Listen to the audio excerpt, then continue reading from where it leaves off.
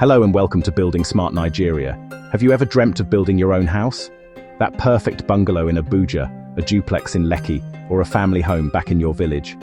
It's a beautiful dream, a major milestone for so many of us.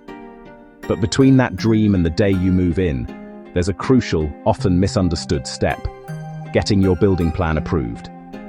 In this video, we are going to demystify the entire building approval process for you.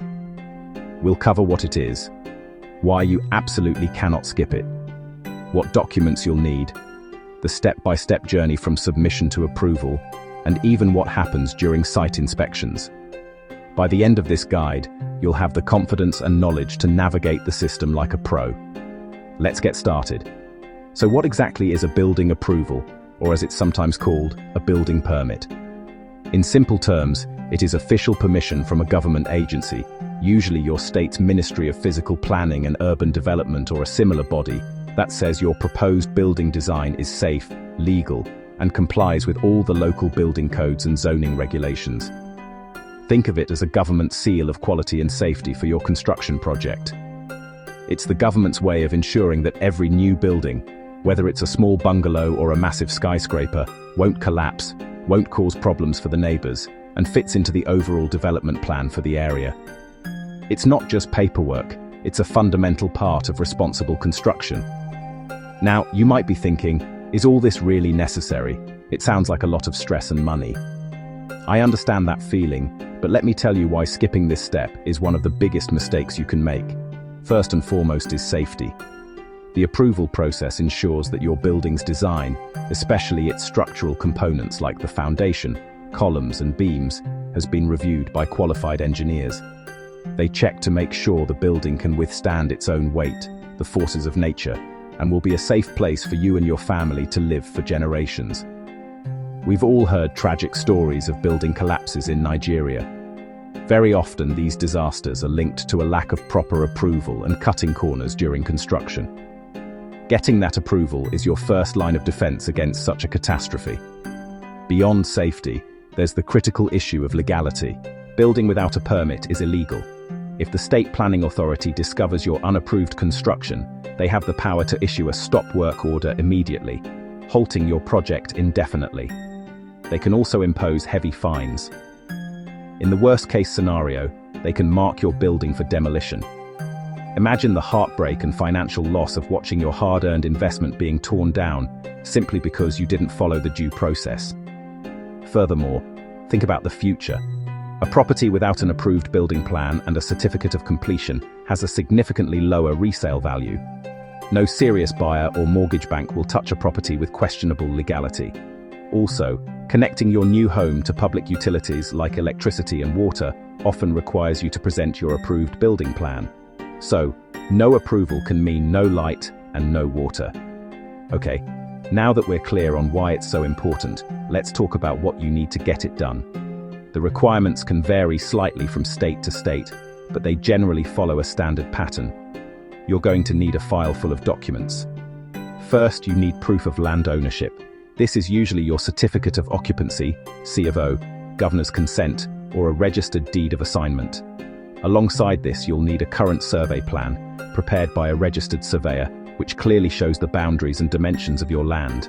Next, and this is the core of your application, are the technical drawings. You'll need at least 3 to 5 sets of architectural drawings prepared by a registered architect. These show the floor plans, elevations, and what the building will look like. You will also need structural drawings, prepared by a registered structural engineer. These include the critical details for your foundation, columns, beams, and roof structure, complete with structural calculations to prove the building's stability. You'll also need a site plan, which shows how the building is positioned on the land, including setbacks from the boundaries. For larger projects, an environmental impact assessment, EIA report, might be required. And finally, you'll need personal documents, your current tax clearance certificate, and a photocopy of your ID. Your architect will typically help you compile all of these into a complete application package. So you have all your documents. What's next? Let's walk through the step-by-step process. The first step is usually a pre-submission check. Your architect will take the drawings to the local planning authority for a quick review to ensure they meet basic requirements before you make a formal submission. Once that's cleared, you'll formally submit your application package at the district or local office of the state's planning authority. You'll be given application forms to fill out and an acknowledgement letter. Your application is then assessed, and you'll be issued an assessment notice, which is basically a bill for the official government fees you need to pay. These fees are calculated based on the size and location of your proposed building. After you've paid the fees and submitted the receipt, your file officially enters the review system. It will be passed through several departments. The town planners will check for compliance with zoning laws and land use. The structural engineers will scrutinize your structural drawings and calculations. In some cases, it may also go to the fire service department to check for fire safety compliance. If any department has a query, they will raise it, and your architect will be notified to make the necessary corrections. This back and forth is normal, so don't panic if you get a query. Once all departments are satisfied and have given their clearance, your file is recommended for final approval. It goes to the general manager or commissioner for the final signature. And then, congratulations! Your building plan is officially approved, and you will be issued a building permit. But wait, the government's involvement doesn't end there. Getting the approval is just permission to start. The planning authority will also conduct mandatory stage-by-stage inspections to ensure you are building exactly what was approved. This is a good thing. It's another layer of quality control. Typically, inspections happen at key milestones. The first is usually at the foundation stage, before you cast the concrete, so they can check the rebar placement.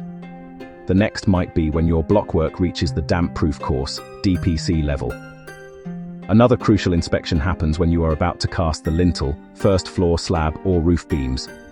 And finally, there's a completion inspection when the building is finished, after which you can be issued a certificate of fitness and habitation. Your site engineer is responsible for notifying the planning authority when you reach each of these stages, so they can schedule a visit. Now for the two big questions. How much does this all cost, and how long does it take? The cost of approval varies widely depending on your state, the location of your land, and the size of your building. The fees are calculated by the government and are non-negotiable. Be sure to pay only the official fees at the designated bank or payment point, and always get a receipt. As for the timeline, while many state governments advertise a 30 to 60-day approval timeline, the reality can sometimes be longer due to backlogs or queries on your application. To avoid delays, my biggest tip is this: hire competent, registered professionals, an architect and an engineer. A well-prepared, error-free application is the fastest way through the system. Trying to cut corners by using a draftsman instead of an architect almost always leads to queries, delays, and more costs in the long run. Let's imagine a quick case study. Mr. Aid bought a plot of land in a developing area of Port Harcourt. He hired a registered architect who prepared all the drawings and compiled the documents. They submitted the application to the Rivers State Ministry of Physical Planning. They received an assessment, paid the fees, and the file went in. After 3 weeks, they got a small query about a drainage setback. The architect quickly amended the drawing and resubmitted it. 5 weeks later, Mr. Aid got the call he was waiting for. His plan was approved. He started building with peace of mind, passed all his stage inspections, and today, his family lives safely in their dream home. This can be your story too. So let's recap.